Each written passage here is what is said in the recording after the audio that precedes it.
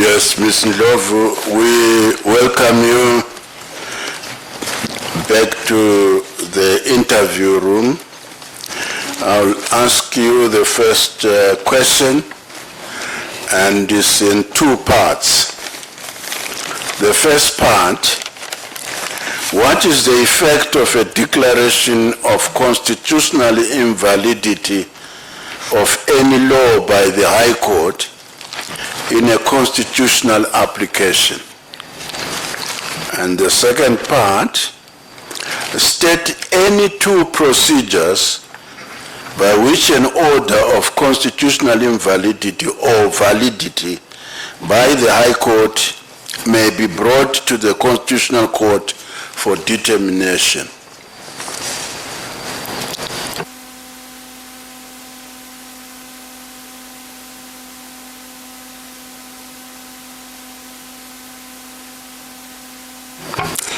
Sorry, CJ, may you repeat the questions once again?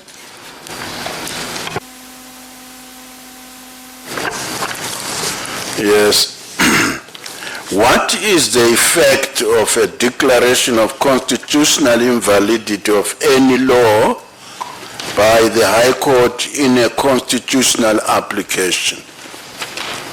And the second part, state any two procedures by which an order of constitutional invalidity or validity by the High Court may be brought to the Constitutional Court for determination.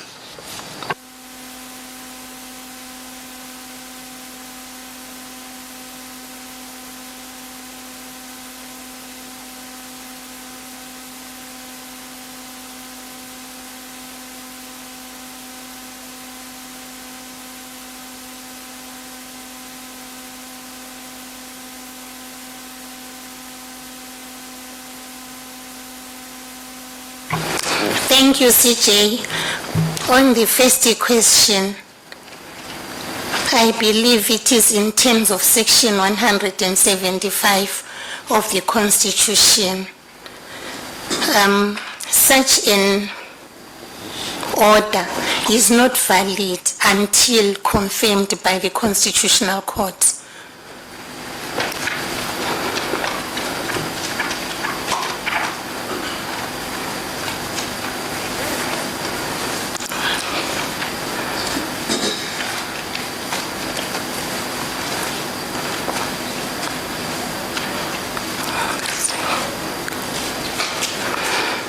May I let the second question pass? Maybe I'll come again. I'm trying to phrase it. You want me to repeat it?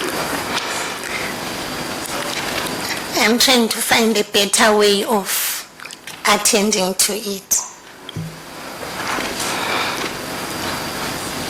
Yes, but we have to move on. May I let the question pass? You will pass. Yes.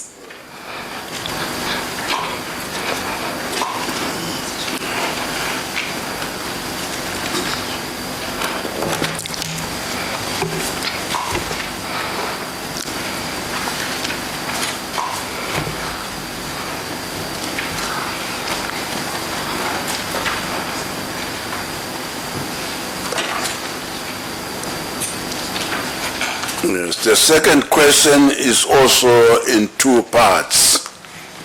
The first part, what are the exceptions that must be taken into account by a court when deciding whether or not to grant specific performance in a contractual dispute? And the second part, what is the test which a court applies in the determination of an application for absolution from the instance? Again, may you repeat the second question? The second question. Yes. What is the test which a court applies in the determination of an application for absolution from the instance?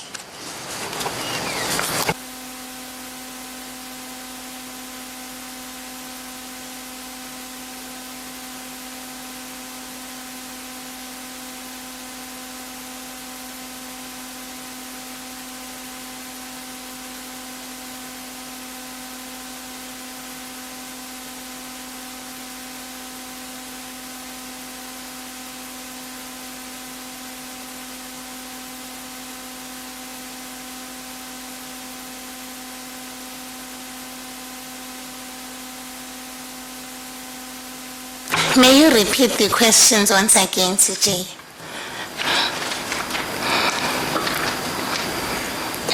The first part, what are the exceptions that must be taken into account by a court when deciding whether or not to grant specific performance in a contractual dispute? And the second part, what is the test which a court applies in the determination of an application for absolution from the instance?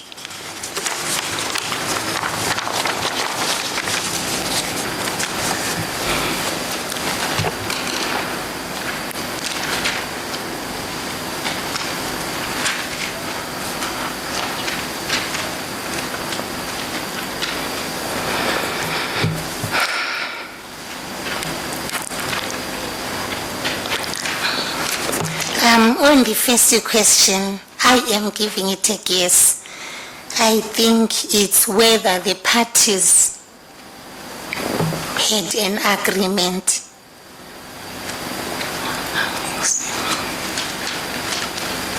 Whether it is a valid contract, a lawful contract.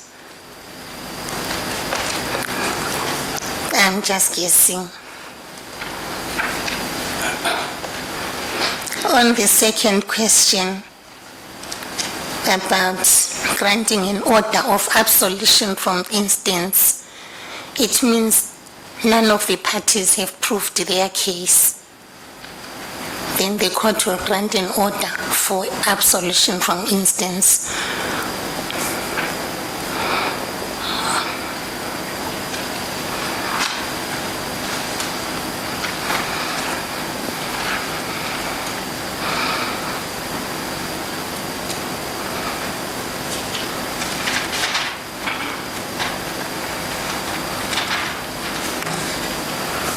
The third question is in three parts.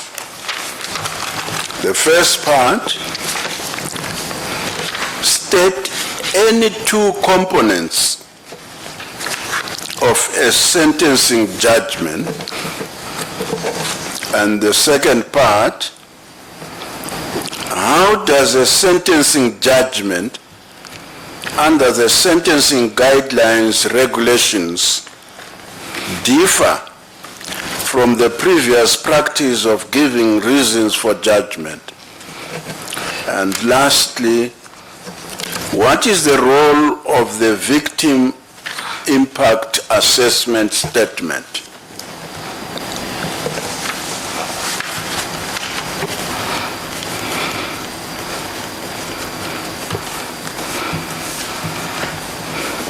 Thank you, CJ. The two components of a sentencing judgment, they start from section 12.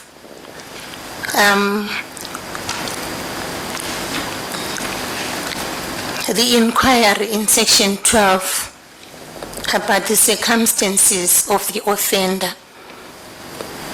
The court needs to understand, in addition to mitigation, the court needs to know more about the offender in order to write a sentencing judgment.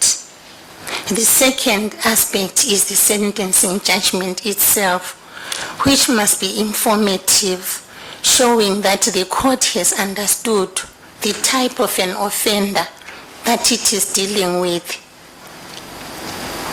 so that it will, at the end of the day, pass a sentence that will fit in the circumstances of the offender.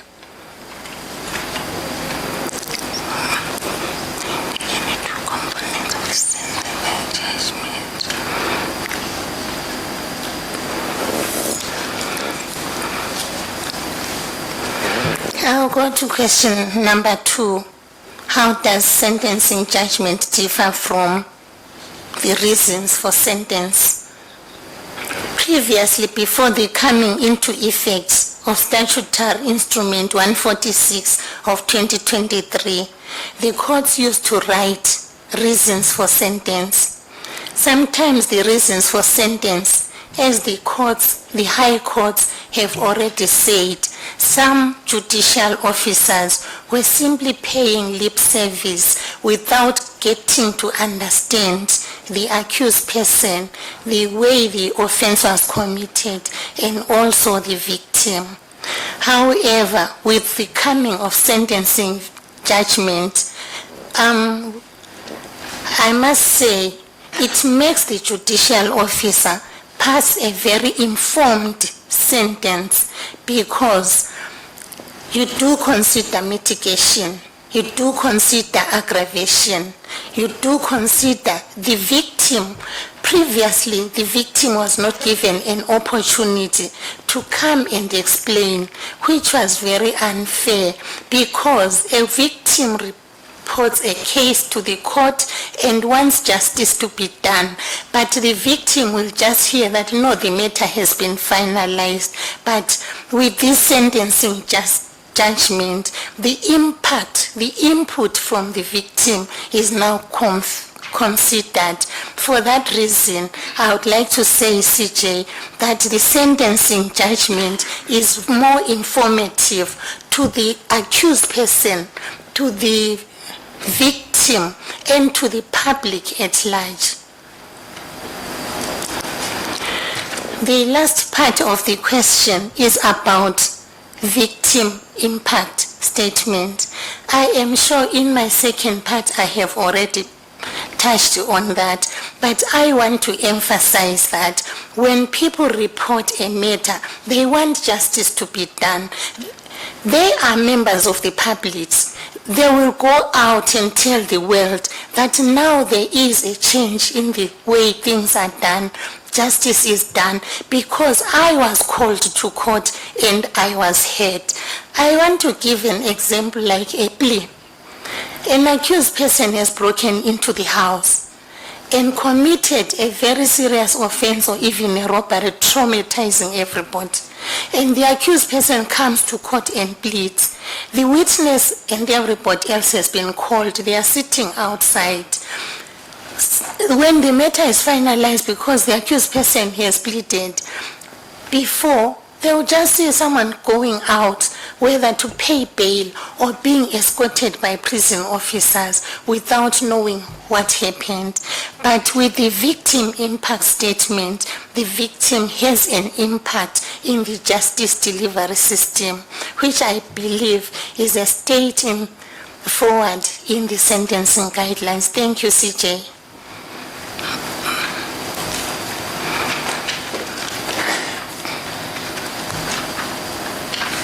Yes. The fourth question is also two parts. The first part, how have the High Court Amendment Rules 2024 addressed the key concerns of access to justice on the IECMS platform? And the second part, state 3 ways in which the IECMS has revolutionized civil litigation in Zimbabwe.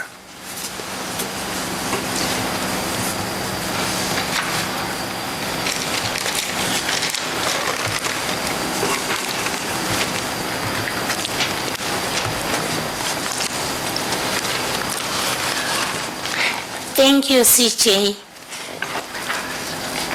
The High Court Amendment Rules of 2023 provides for virtual hearing.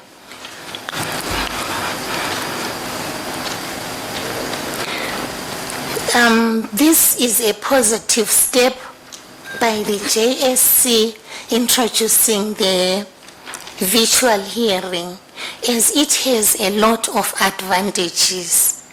It ensures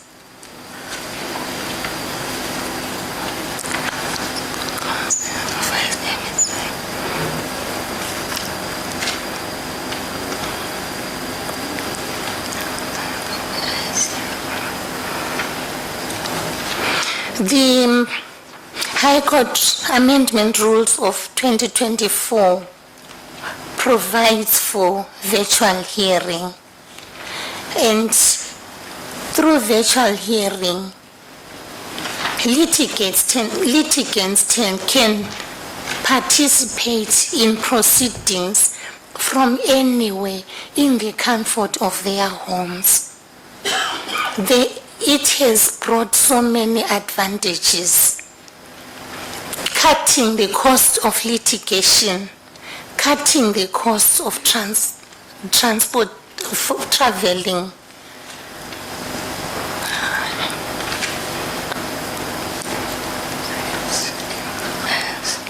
Because parties can take part in the trial from wherever they are. I have read about the success of virtual hearing using ICMS in the courts where it has started, mainly starting with the Commercial Court Division. I read that just now from the Miranda, how the ICMS has helped in timely, speedily finalization of cases, how the ICMS has helped in the keeping the problems of loss of documents, keeping the problems of proceedings which are being filed, being backdated with IECMS. That is now a thing of the past. It is no longer possible. I am in the magistrate court. We haven't started using ICMS, but from the courts that are now using ICMS, the labor court, the high court and superior courts, I have read about the success of the ICMS. Therefore, I will say the High Court rules of 2024 have addressed the concerns of ICMS. Yes.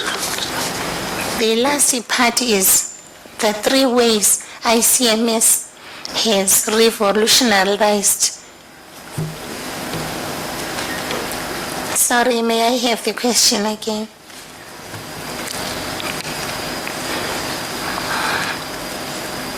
You want the question again? The last part, yes. Yes.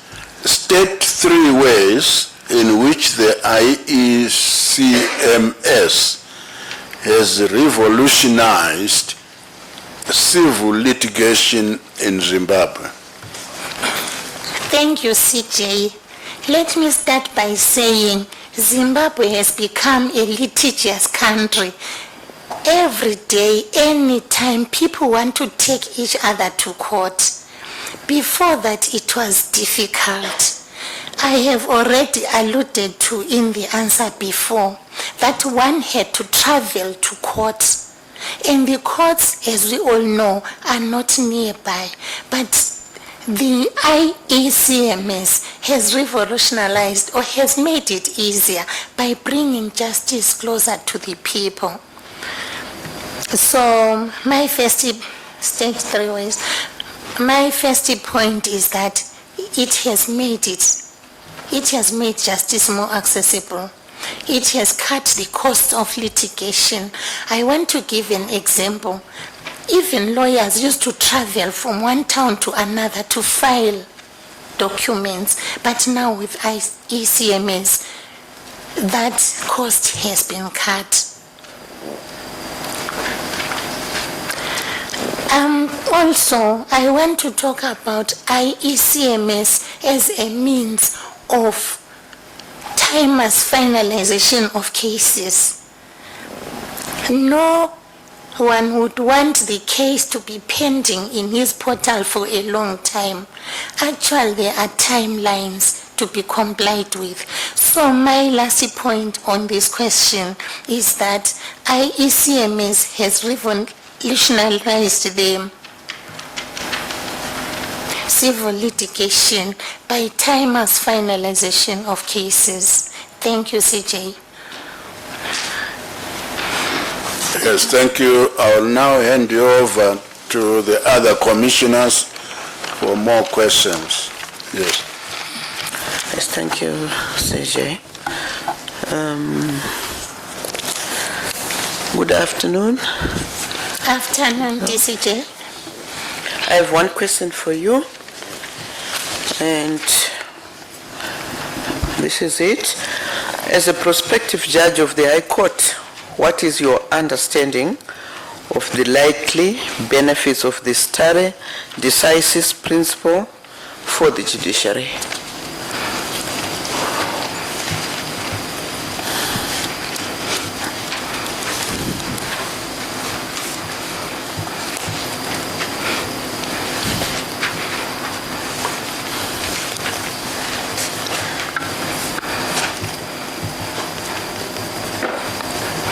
Thank you, CJ. This Latin maxim means the lower courts are bound by the decisions of the higher courts. As a prospective candidate or as a prospective judge, I know that whatever decision I will make will be binding the other inferior courts. As such, it really talks to me as a judge to apply my mind seriously in making my decisions and pass the law that the other courts, other inferior courts can rely on. Thank you. That is all. Thank you. Yeah, thank you. Yes. Thank you, CJ, and good afternoon, Ms. Ndlovu. Afternoon, Commissioner. Yes, I've got one question to you as well. Can you give 2 examples of circumstances where an amendment to a charge in criminal proceedings is not allowed? Thank you.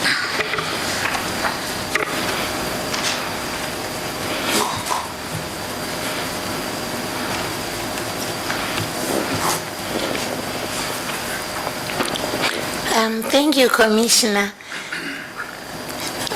The starting point is that the CP&E at some stage allows for the amendment of a charge, but in this case, the question requires me to answer when such amendment will not be allowed. The amendment will not be allowed when it will be prejudicial to the accused person.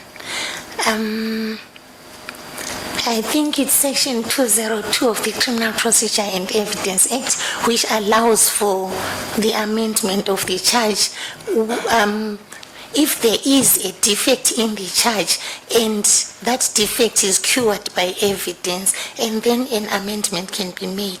But if the state realizes that they failed to make that allegation, they cannot later on amend the charge because it will be prejudicial to the accused person.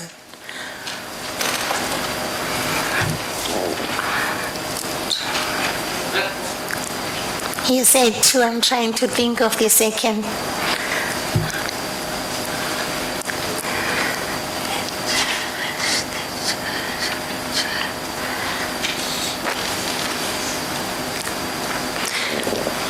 I think it will not be possible to amend the charge after accused person has pleaded without giving reasons why the charge should be amended. Thank you. Thank you, Chief Justice, and good afternoon, Mrs. Ndlovu. Afternoon, Commissioner. Yes, I do have one question for you, and it's as follows. What factors should the High Court take into account before interfering with unterminated proceedings in the lower courts?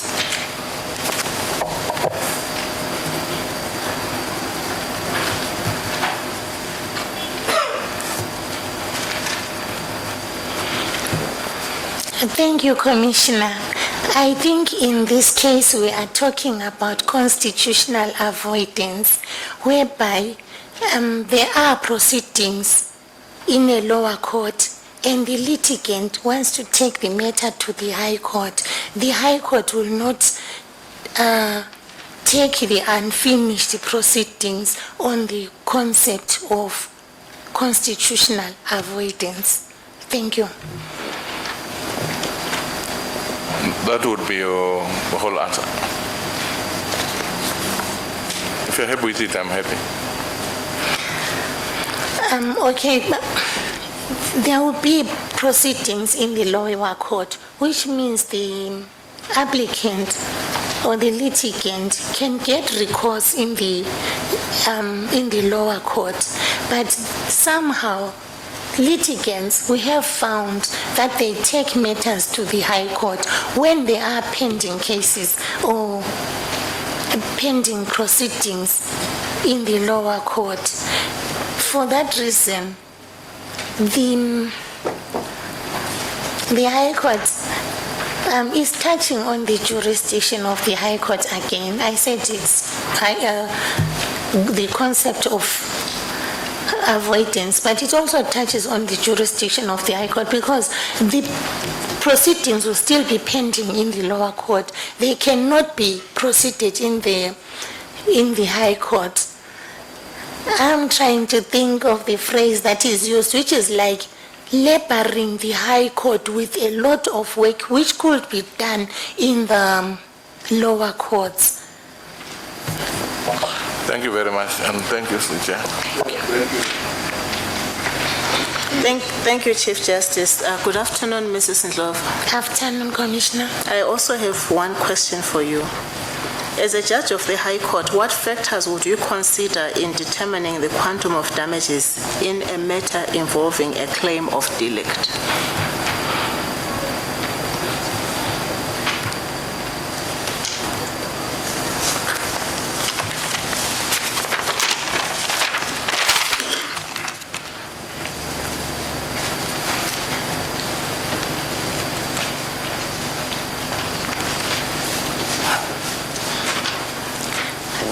The purpose of awarding damages in derelict is to try and put the plaintiff, the injured party, in the position where they would have been had that damage not occurred. So what I would consider is the nature of the damage, whether the plaintiff, whether the party who is affected could have mitigated those damages.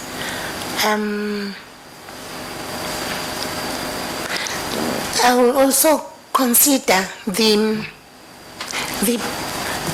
part played by the debtor. I'm taking the person who is supposed to pay to be the debtor, what part he played in these damages, how they arose.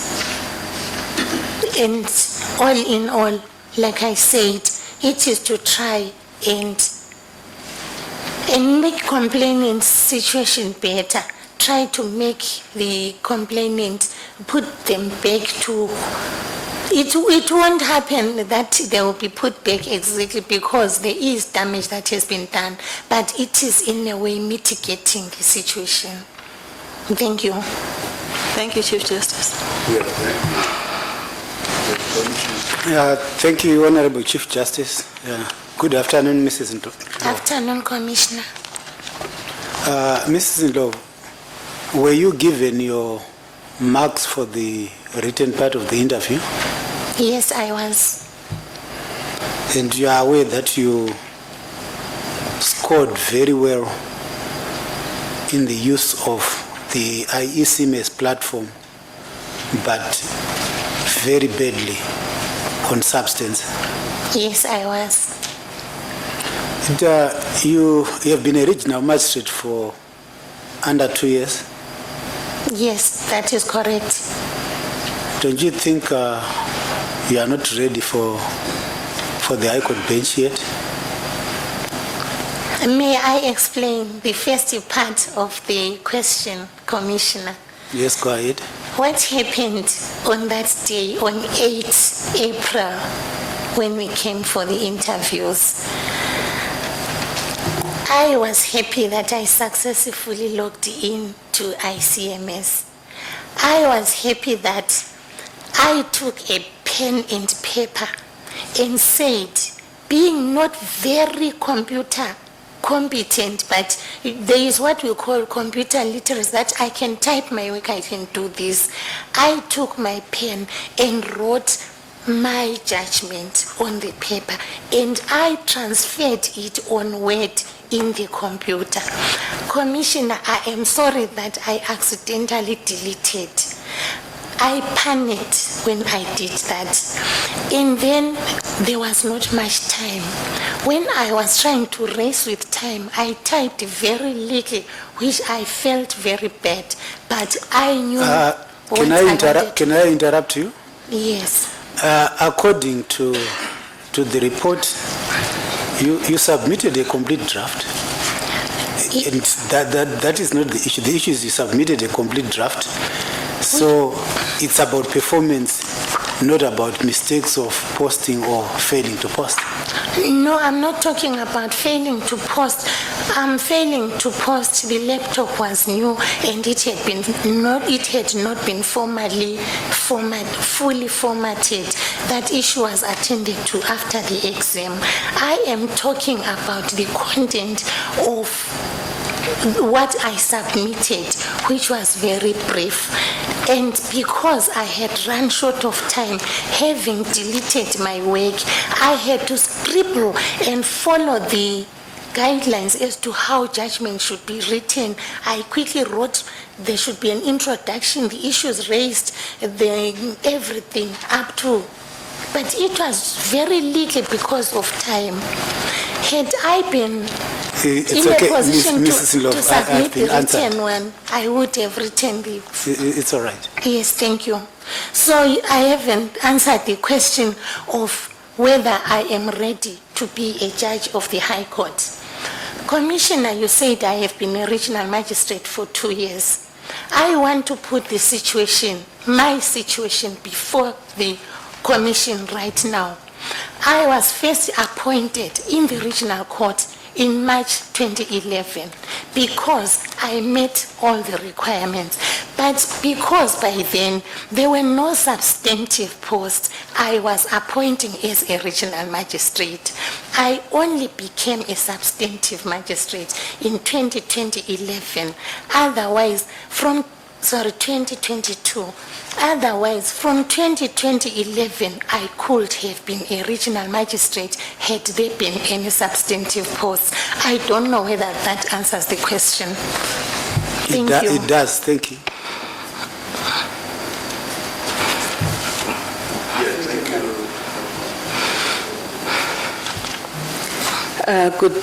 Good afternoon, Mrs. Ndlovu. Afternoon, JP. Yes, I just have one question for you. Does the High Court have jurisdiction to hear constitutional matters? If it does, what are the limitations to that jurisdiction?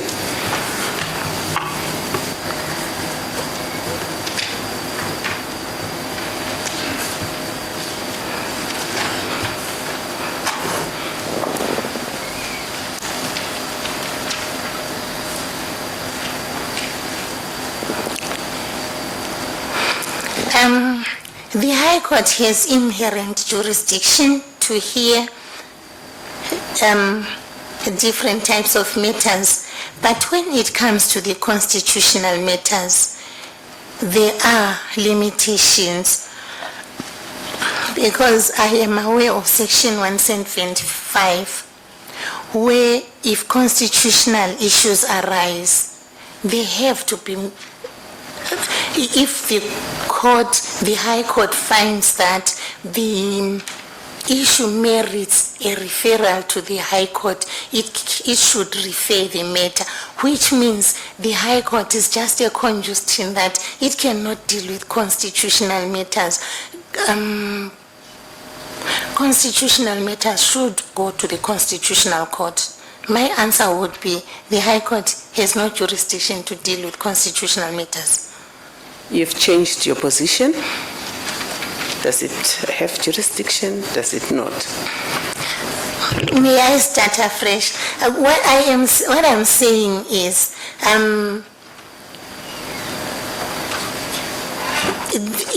let me talk about just one section in section 175, where in the proceedings a constitutional matter arises. The question would be, does High Court have jurisdiction to deal with that matter? Okay, now I have been answered. Please bear with me. The High Court has jurisdiction to deal with some constitutional matters. The matter I was going to refer to is upon request that it be referred to the High Court. Otherwise, without the request, it means the High Court can deal with the matter. The answer would be the High Court has jurisdiction. Question is, are there any limitations?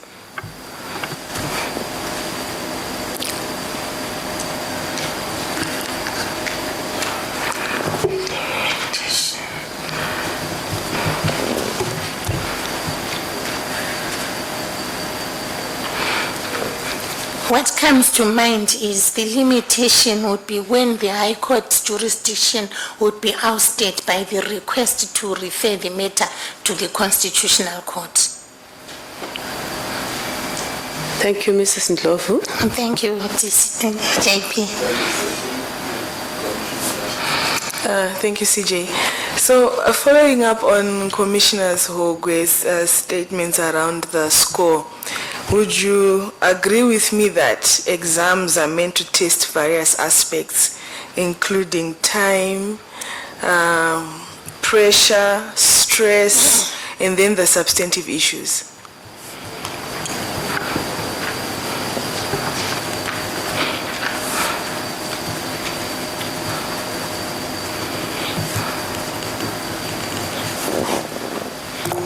Just maybe a yes or no? Commissioner, your question needs an explanation, because I'll say,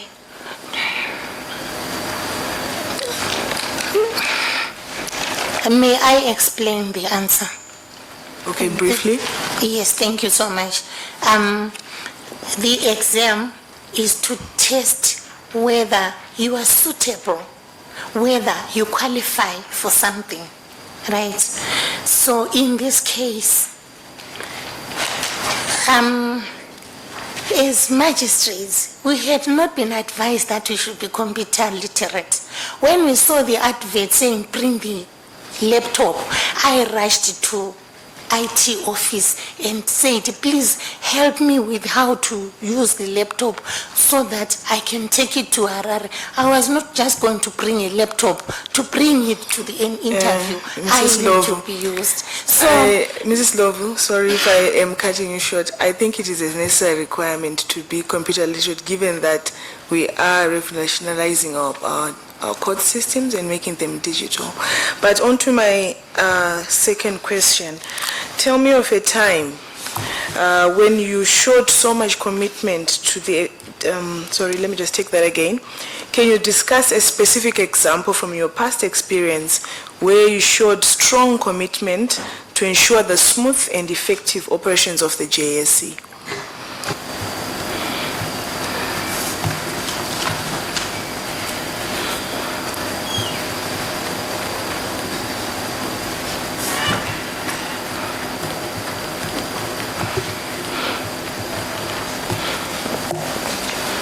may I start by saying that my CV will show that I have been a career magistrate. Most of my time committed to JSC work.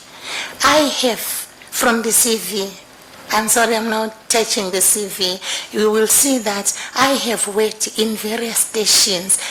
Being in charge of those places, I am not aware of any complaints that have come against the stations that I was in or against me pertaining to my conduct of work, which means I have done my best for the operations of JSC. I have worked in different situations when the country was facing economic crisis, no paper, nothing. We had to improvise. That was the time when I was in Wangi. So I have always done my best. I love JSC. That is why I am sitting here, and I'll continue to do what is best for JSC. Thank you.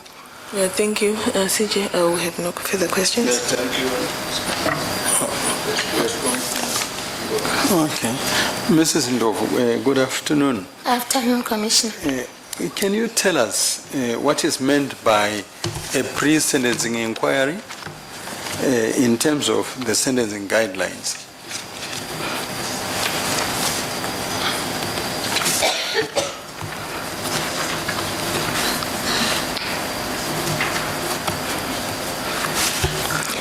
Is a pre-sentencing inquiry in terms of the sentencing guidelines, is in terms of section 12 of the guidelines, and it requires the court, after convicting the offender, to make an inquiry about the circumstances the offense was committed, about whether he is likely to commit another offense, about whether it is about the factors that the court must consider in order to pass an appropriate sentence, bearing in mind the purpose of sentencing, so that the accused person, depending on the nature of the case, whether he needs to be rehabilitated or whether the public needs to be protected against him, or whether he needs to pay some, like to do community service or pay some compensation to the victim.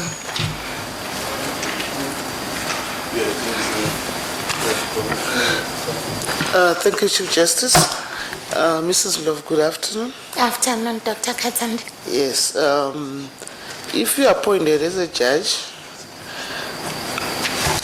how would you approach cases involving new emerging areas of law where there may be limited precedent or guidance available?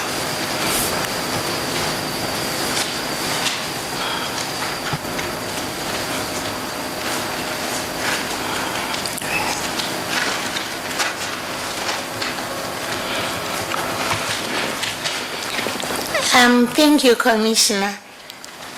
Being appointed as a judge, it means I'll be new on the bench, and it touches on the concept of collegiality.